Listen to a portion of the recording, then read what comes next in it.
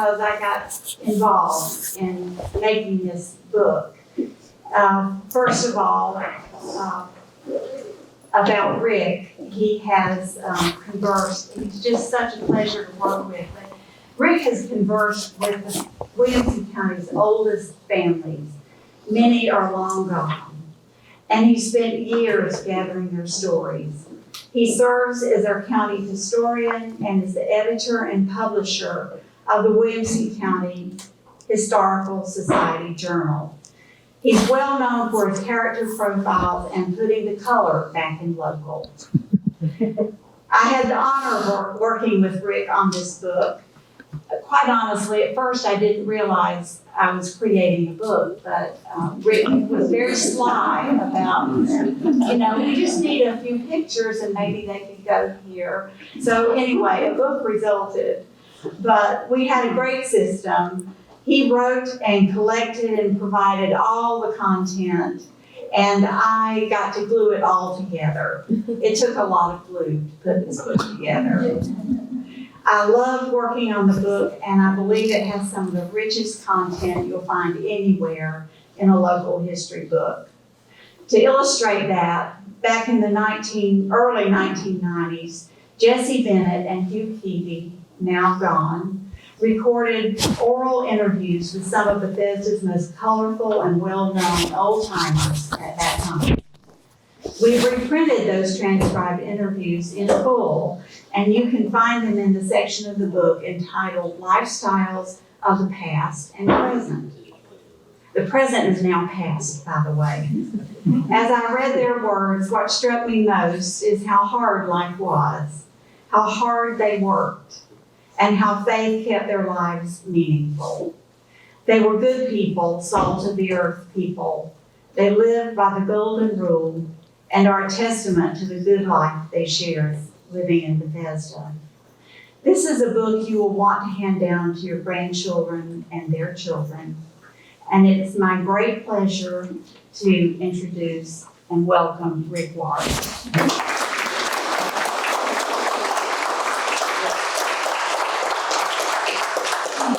Well, thank you for coming.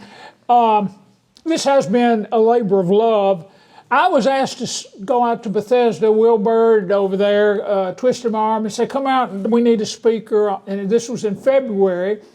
And of course, I knew I was getting a good meal and good folks. And so I went out, and they wanted me to talk to them about the history of Bethesda. Well, I'm not from Bethesda. And I've known some of the good old people out there. Unfortunately, they're all gone. There's new ones taking their place, I'm sure. I just hadn't got to know them yet. But anyways, I started my little talk saying that Bethesda and Grassland are the only two major communities in Williamson County that did not have a written history. And Joyce Smith, who's with us in the back there, the voice of Bethesda, spoke up and said, yes, they did do something back in the 90s. And so I called my friend Judy Hayes, and I said, Judy, she and I were co-chairs of the Bicentennial Committee from 1995 to 2000. And I said, did we do anything at Bethesda? No, she didn't know it. So Marcia looked up in the library and found that there was a book of these 14 interviews. They were single-space typed, and we scanned them, or she scanned them, and then I added photographs to them. And it's delightful because you've got people telling their story. That's what history's all about, is people, it's a narrative. And they did a wonderful job telling what it was like. Now, I always kind of had a feeling that Bethesda was a little bit above a lot of the rest of the county, the rural area anyways. They had a great community, a strong PTA, which other schools in the county did not have. And I was totally surprised in getting involved in this and discovering that. Did you realize Bethesda didn't get electricity till after World War II? That's hard to believe. And these people are talking about, they got a refrigerator that was operated by kerosene because they didn't have electricity. They all talked about the spring house and the outhouse and life, raising chickens, and that was the mother's sense of extra money to buy what she needed. So if you read these, I think you're going to love that part of it. This is the book cover, and I think this is handsome. And Peg's not here tonight, but she's responsible for the layout. And I think the black background. And if you'll notice the cover of the book on the front, you'll see that is a Civil War map that was done by a Union soldier from Middle Tennessee. And you notice, and I've heard people say that they were going to Bethesda. And you see there that the soldier printed it the way he heard it, it just had to be on the front cover. And of course, on the back, it's hard for us today to realize how popular fox hunting was in Williamson County, well, all of Middle Tennessee. This group was known as the One Giles Fox Hunters Association of Williamson County.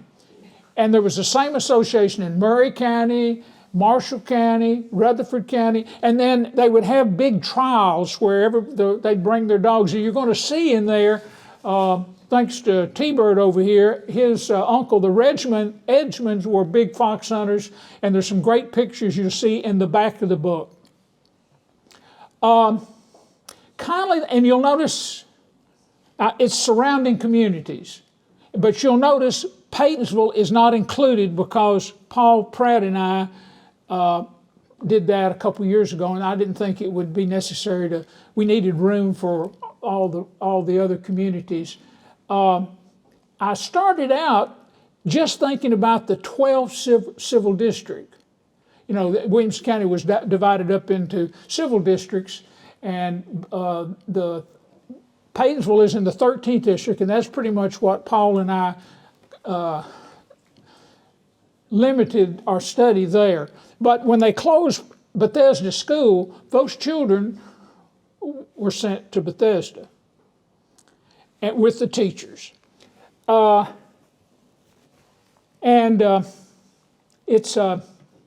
forgetting my thought now. I'm going to go on. Let's get on. Got to get this. I've got about 12 slides. I'm not going to do like I did last time and talk for 2 hours. I've learned my lesson. This photograph is precious. If you'll go up today, right past the store, and go up on the hill, it'd be where, the Grigsbys lived up there. Leo and Mrs. Warren and them were raised here. And looking over the village, and you will see the old school right here, the 2 stores, Dr. Corr's house, and then the Methodist Church and the Masonic Hall. And the kiss up here would be the old Scales, Pleasant Scales, and later the Grigsby place. And you see those numbered there. I wish every community could have an aerial. This was probably taken about, maybe in the 20s. It's before the school moved, so that kind of dates it a little bit. But that was a wonderful find. In case you don't know where Bethesda is, this is pretty much the 12th district, and it's Lewisburg Pike, and goes all the way over to what is Cross Keys, goes up north to Bethesda, and then down south, all the way to Flat Creek. But I put that in there so that you'd have some idea of what we're talking about. Duplex and Mount Carmel are kind of interchangeable. Mount Carmel was a community. When it got a post office, it became duplex. And of course, Harpeth is right up the Interstate 65, crosses overhead right there at the Paytonsville Harpeth Road. And then, of course, Cowley, which is on up the road a little bit towards Franklin. And I didn't put Ash Hill in there, but it is a community which is on Ash Hill Road, and it's to the southwest of Bethesda, and it had a school, and it's still got Ashill, Cumberland Presbyterian. It's kind of funny overall, there never was a Church of Christ in the 12th district. There was a strong Presbyterian and Methodist, and then of course there were 2 Cumberland Presbyterian churches. There were 2 Methodist churches. Now 3 Methodists if you count the one over at Cross Keys. But anyways, it's an interesting community, and I didn't realize till it was all over. At the end, you'll see there's 2 schools that I totally left out. I intended to use them, and it got away from me before I realized that I didn't include the Lee Buckner School, which was for African Americans, and Cedar Hill, which was over on the Harpeth, Paytonsville Road. And they were there. But do you know, I looked up in the tax records, and in 1940 and 1950, there was only 1 black property owner, and there were only 3 voters, black voters in the 12th district. So no wonder there wasn't a school there in that district. Okay, churches. These folks brought their religion with them, had a strong Presbyterian. There were 2 Presbyterian churches, and one of them has closed. New Hope, which was over on the Lewisburg, last year was closed because of lack of membership. And it's today, but they've gone back to the old meeting house on the ridge, which was the Duck River Ridge. That was the first church first Presbyterian church in the county, 1806. Then we've got, of course, in Bethesda has had a strong Methodist. Originally, it was known as the Harpeth Campground, a Horton Campground, which is right there near where the old Methodist church was. The creek, of course, runs through the village. Of course, you've got Mount Carmel, which was the first Cumberland Presbyterian church in the county. And, of course, Bethesda Presbyterian Church. New Hope and the Bethesda shared the minister. They're just a few miles apart, but 2 congregations. There is a Baptist church, Cross Keys, another Cumberland Presbyterian, Ash Grove, and of course Coles Chapel, which if you go down the Lewisburg, you'll pass that near where the interstate crosses. And of course, Mount Zion is an interesting Methodist church because it was started after the Civil War, and that area of Cross Keys and over into the Cove was kind of unique to Williamson County at that time because that was about the only Republicans lived over there. And when they started the church, they didn't affiliate with the Tennessee Conference. They were with the Northern Methodist group. And of course, when the Northern Methodists and the Southern Methodists united back in the 30s, they became part of the Tennessee Conference. Then in the 60s, when the Methodist Church started having women preachers and all those controversial things, they withdrew again, and today the church sits there unused. It's a wonderful trip. I'm taking a group next Monday. Some Presbyterians are going out and taking a trip, and going up Pulltide Hill is one of the most. Once you get to the top and look back and you see the Western Highland Rim way out on the other side of the county, it's one of the prettiest views in Williamson County. Of course, fraternal orders. The Masonic Lodge is still active there today, but the Oddfellows were very important. And when I was looking up the deeds, I found something kind of interesting. The Masons built this building, and an academy was there, and then later they sold it to the Oddfellows and went with the Methodists and built that 2-story church where the lodge was on the top and the church used the bottom part. Today, this is the present building. Physicians, the country doctors had really a hard time They worked night and day, all hours, all kinds of weather, delivering babies and taking care of the sick and the wounded. And these men deserve recognition. Their pay was meager. Many times you'd get a rooster or a hen or a ham, and that wasn't uncommon. Probably Dr. Blythe Core was the most beloved. He was right there in the village, and as some of them in their stories say, we always went to Dr. Core first, and if he wasn't there, then they tried another. But Dr. Egleston, of course, lived in the community and was also available. I love this picture, and Mike Hoover gets the credit. He and John Harris are two young men in this county that are doing excellent research. I don't think they sleep at night. I get emails from them, and it's dated 2 o'clock in the morning, and their wives put up with it. But this is one picture. This is Ruth Thompson, and when country stores are so important, and sadly they're almost all disappearing today. But at every crossroads, there were at least 1, 2, or sometimes 3 stores. I think one time Burwood had about 4 stores, but they were very important. And this is Ruth, she took over after her father died, and that's just a wonderful picture. This is before self-service. You brought your list in, and the clerk picked up your groceries, and then they settled up. And most time it was on credit until the tobacco or a mule or a cow was sold to come and pay. These are wonderful pictures of the country stores, and I have to say Mike and John were very helpful, and it's so good to see these pictures from the air and get a view of what they were. Of course, down at Bethesda, that has had several stores in its history, but Morris Williams built this. Mike Patel runs the store today, but that was kind of the nerve center of the community.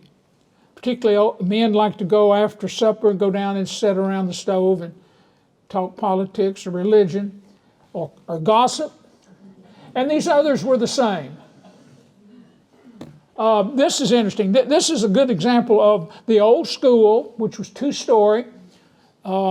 And the 2 stores on the other side, over time, one was the Irwin store and one was the Gillespie store or Scales, back and forth. But this was apparently Bethesda, I'll say, always had a good, strong faculty. If you're going to see later, many of them were natives. They went to school there, they ended up teaching there. Here's an example. Miss Leo Bond was one of my great resources when I was doing research out in the county. I would go to her and she would lead me to send me to see people who knew what I wanted to know. And this is her class in 1934 and 35. And you'll notice Leon Reed is on the first row there. An interesting class. She was such a great person. And of course, this is the high school. Mr. Oliver and his wife, and then Miss Julia Egleston. The Egleston sisters taught there for many, many years. You're going to notice that I cut off on the schools in 1975 because that's the year they built Page High School, and the high school from College Grove and Bethesda were put together out on Arno Road. And these were the principals, and I kind of started with Mr. Oliver because he was there for a long time, and he was one that we had photographed with, and then on down. And of course, to Bill Sawyer was the last high school principal.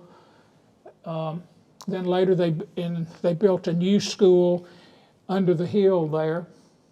But a principal in these little 1 through 12 schools had their hands full.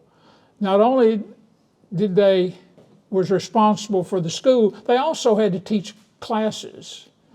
And it was a big responsibility. the more I work with these photographs of these teachers, I'm so fond of all of them. I just fell in love with Miss Frances Hatcher. Taught school forever. She went to school at Bethesda. So did Miss Cleo, Miss Vivian, and Bessie, and Miss. She's Miss Glenn. Yeah.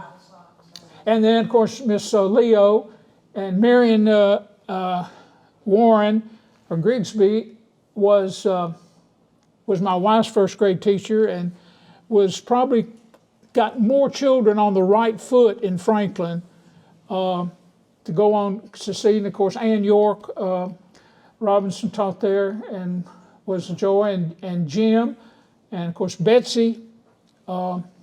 These people who went to school there and then ended up teaching, some of them, that's the only place they ever taught. Isn't this a great photograph to get an aerial view of what that building was? And you're going to see they talk about this building was built in 1936. The old building looked very similar to it. There was the Delco system, and it exploded and caught the building on fire. Now, this back here is the gym. And I understand that may be the only thing that's going to be left when the county moves this whole complex down the road. This is your building, isn't it, Will? This is the museum, the library, the old cafeteria. But you see, in Williamson County, they build something, and then as the population grew, they just add on to it. And eventually the campus got overrun. At Hillsborough, we got a new school because there were about 550 kids going there, and there was no place for the sewage to go in. The septic tank couldn't take it. So the county was forced to build us a new school, and they built in we moved in January of 1982, and the old timers said, "Oh, you're going to bankrupt the county." I think the building cost $3 million. And think what it costs today. The people who really run the school are your cafeteria workers, your janitors, and your bus drivers. If you're a teacher and you don't make friends with this group, you are in trouble. Because they go home and tell everybody else what you're doing. If you're not doing a good job, it gets out. And these are the eyes and ears of your school. But they're dedicated people. You can tell the people that are writing their stories, they talk about the cooks and the janitors and the bus drivers and the school secretaries. But they need to be remembered. We always had good ones at Hillsborough. Now this is a school, Choctaw School. This building stood there until it just fell in on itself. But I went with Dennis Wallace to check out the chalkboard, and it really was a blackboard. It was, the boards were running this way, and they had painted it black, and that was the blackboard. And today they took a chainsaw and cut it out and tuck it. It's at the Flat Creek School today, their community center, and so you still get to see an original blackboard. But this is no playground. It's right there in the road. Ashill is another school that would have been southwest of between Lewisburg Pike and Flat Creek and Choctaw Road. I mean, not Choctaw Road, Mount Carmel. One of the important teachers in that whole area was Mr. McCord. He was an old Civil War soldier, but he had a family of teachers. Almost all his children, he was a marvelous teacher apparently, and it went on to his children and grandchildren. But the McCords have a great reputation. And you can see one guy handling that class. Harpeth, of course, Mr. Scales, W.P. Scales, was principal there for years. His wife, Miss Susie, had been there before him. She was 20 years older than him, but she had a farm. And Harpeth turned out some good kids. And of course, these are notable homes. This area, the pretty much all of the 12th district was part of a land grant that was given to Dr. Blythe. Joseph Blythe was a surgeon during the Revolution. North Carolina had more land than they had money, and so they were giving the soldiers tracts of land in this area. And he, because of his service, he got 4,500 acres. Now, figure that up. That's a lot of land. And he died. He never came here. He died, and his nieces and nephews ended up with the property. And so that whole district was pretty much Bonds, Alexanders, Sprotts. And these are their homesteads.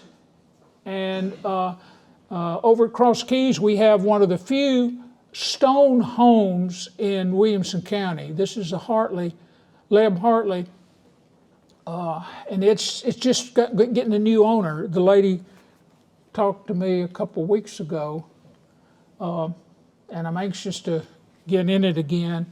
The Dyes were living there. Some of these are not standing. This Reams Andrews house, unfortunately, was right there in Harpeth, kind of across from the store up on the hill, and it burned several years ago. These are some people that I took. Miss Jane Owen wrote a series of about 800 articles over many years, interviewing people in Williamson County, and she called it Who's Who in Williamson County. And we put that into 4 volumes back several years ago. And when I was working on this, I said, oh man, I need to go back and review what these people said then. And it's almost like those 14 that were interviewed, they just gave great sense of history, and they're here. I just heard a funny story. You see Mr. Howard Hood over there? He's kind of the daddy of all those hoods. And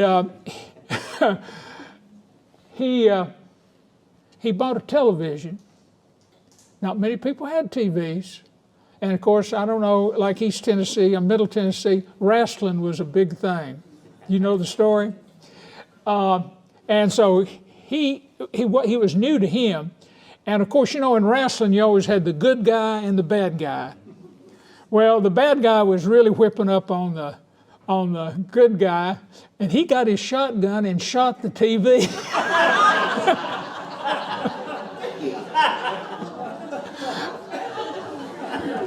I wish Charles Edward was here. He could verify that story. But isn't that amazing?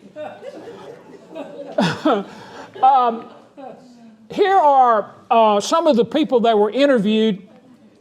Jesse and Hugh were leaders in getting the museum started out there back in the 90s. And then they came up with the idea of let's interview these people. And supposedly there's tapes. We hadn't found them yet, but I'd give anything to hear the voices of these people because they really got a great story. I'd give anything Bill Wiley.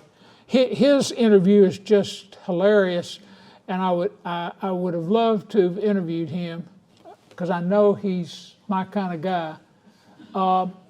These are just some examples of those, and you see Joyce Smith's up there. She is the nerve center for that community. She knows everyone, and everyone knows her, and she does an excellent job on Thursdays. That's one of the first things you get when you get the Herald. You go to see what's going on in Bethesda. Thank you, Joyce, for what you do, because you're out there. These are some of my favorite photographs that appear. I was at David Giles' house getting some photographs from Jane, and he happened to say, well, here's my granddad. And of course, you see Hawkins is milking a Jersey cow. You'll see in there also Billy Alexander. He's got a Jersey cow. And here are the Edgemans with their foxhounds. This little boy right here, he's not so little. Boo-Boo, they called him, Butch. But he came to the archives back when we were in the basement, and Louise was busy, and so I went over and talked to him and asked what he wanted. And he had overalls on and had a Confederate symbol on his shirt. And I asked him what he wanted, and he said, well, he wanted to get in the Sons of the Sons of the Confederacy. And I said, well, who you descended from? And he told me the King guy. And I said, you know he was a Union soldier, didn't you? And he literally, tears started rolling down his eyes. Well, Leon Poteet and his daughter came to see me while I was working on this, and so they brought me some pictures, and you'll see in the book, because now they lived up into that Harper School hollow that goes off the where the quarry is today. But it's these people needed recognition because Bethesda and Harpeth was their home too, and they. But when I saw Boo Boo and thought of he finally did get in though on another family before he's dead. And then of course here is a prominent black man that very few people know, but you see that's a very fine horse, and he was famous for having good horses, and he lived I think on your road, Charles. As I said, I left out these two important schools. The Heritage Foundation is in the process of restoring the Lee Buckner School. It'll be up on Franklin Grove there. It was a Rosenwald school. That was money that was put up by the Rosenwald Foundation to build schools for black children in the South, and there were 2 or 3 in the county. I think Nolensville, and that one, and maybe one at Thompson Station. Anyways, and then of course Cedar Hill, and I could not find a picture of that building, but this is the classroom, and Amanda North. There's one thing I will say. I've been asked several times when they're building a new elementary school, somebody at the central office will call and say, well, what name would you name it? And they never take what I give them. But 2 principals came to see me, the one that's over on Cox Road and the one down on Wilkes Road. And they came and spent, an hour with me and wanted me to give them suggestions. And I said, well, it's very clear to me, the one on Cox Road ought to be called Arrington School. You're in the Arrington community. And down in Wilkes Road, I said, Miss Amanda North was the last black principal at Thompson Station. And she taught, almost 50 years in the county. And I think she needs to be recognized. And lo and behold, they took it. I feel so honored. And Maggie Betty Brown was Amanda's daughter, and she called me and just crying to think that they were finally recognizing her mother after all those years. We don't realize what black teachers had to put up with. They got half of the white teacher's salary for many, many years. White teachers are making $50 a month, and black teachers are making $25 a month. And their conditions were horrible. They may have 50 kids, one teacher, in a little room that had a stove and maybe coal, but most of the time you had to cut your own wood. You had to build your own fire, and many times it didn't have water. You had to haul the water, and sometimes there wasn't outhouses. They went to the woods. And they usually got, and when they started furnishing the books in the 50s, they usually got the leftover books from the white schools. So it's a sad story, and they were dedicated. And Amanda North was one of those. I knew her. And that is all you're going to get.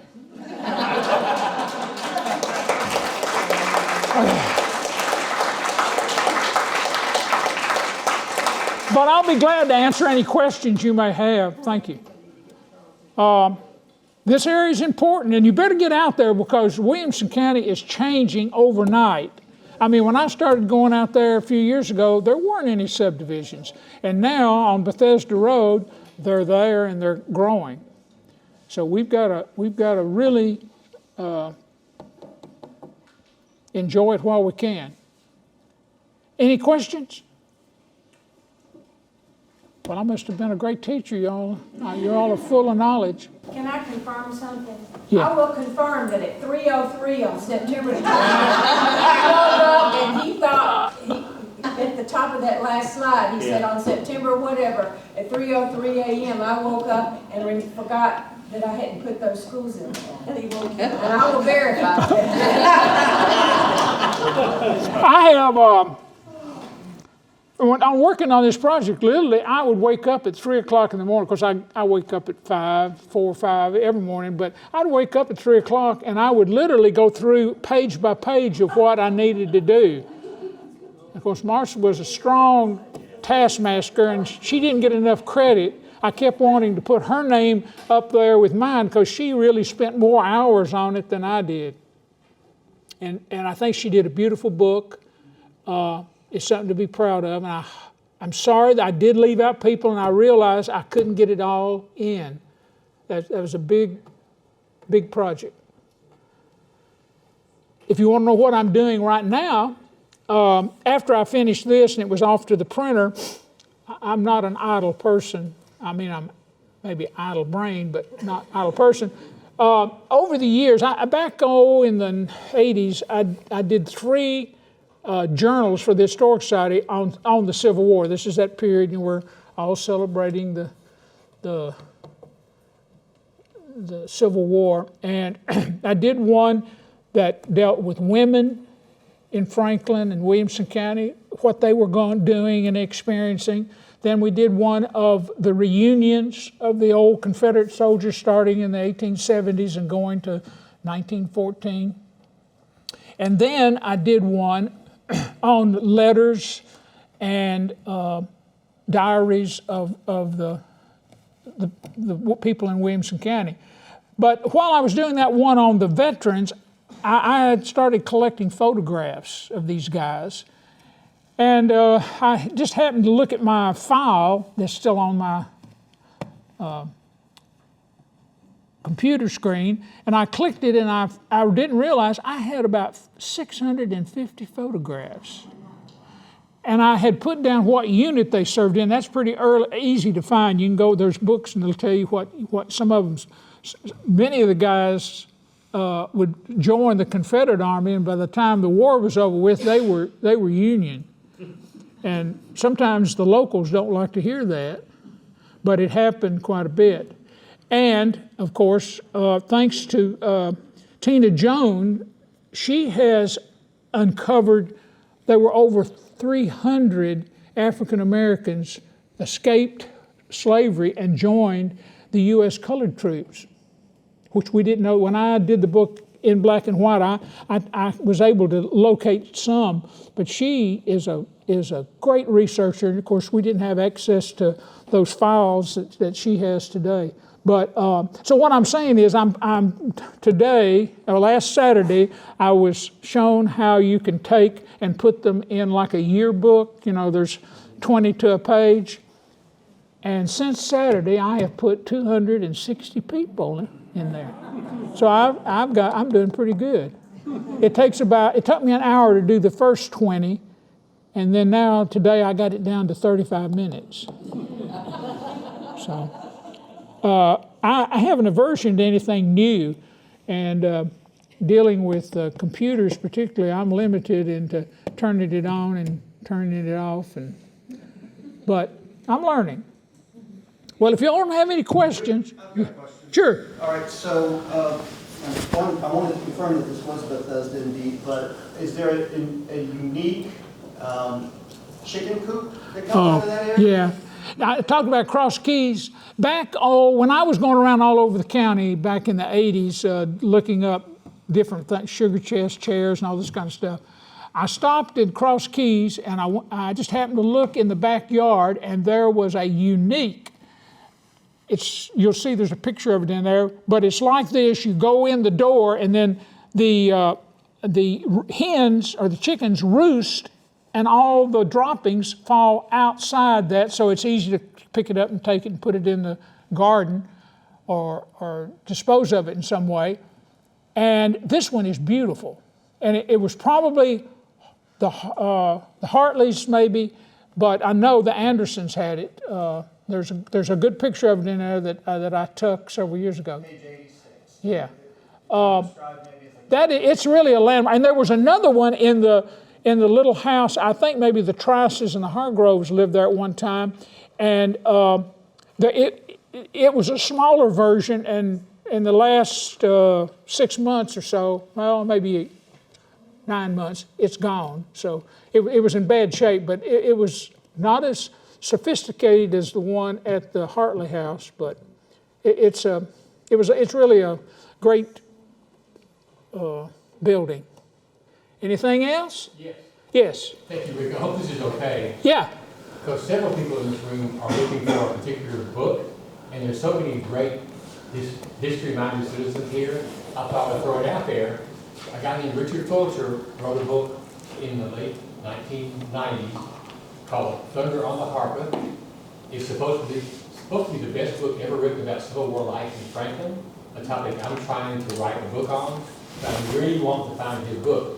If anybody here has any idea about Richard Fulcher or about that book, or knows somebody you might know, it'd be a huge help to us. Marcia and others are looking everywhere, and it's really strange because it was published in '96. There were 2 more printings, and we can't find it. Matter of fact, Jim Crutchfield called me today to ask me one of his cousins. Apparently, you must have asked this guy, and so Jim didn't have it. I'd ask him back when you first was interested in it. If you all are not members of the Historical Society, I would encourage you to join. We've been doing many things over the years. We were organized in 1966. Mr. Charlie Heffner was at the post office, and he got a letter addressed to the Williamson County Historical Society. So he called up the county historian at that time, Colonel Campbell Brown, and he says, Colonel, he said, is there such a thing as the Williamson County Historical Society? And Mr. Brown said, no, but we need to make one. And so his dad was the first treasurer, and Mr. Campbell Brown was one of the organizers. And we're still going strong. We put out this year, I think, is volume 54 in the journal. I've turned that over to Brian Lester, and he's not here today. He and his wife have gone up to Williamsburg for the week. But it's a good organization. One of our main things that we've done over the years, and with Judy Hayes and I in the Bicentennial Committee, we were wanting to put up as many markers across the county, and at least every crossroads ought to have a historical marker. Right now we have 321 markers, and we just ordered 3 more, and we've got more coming up online.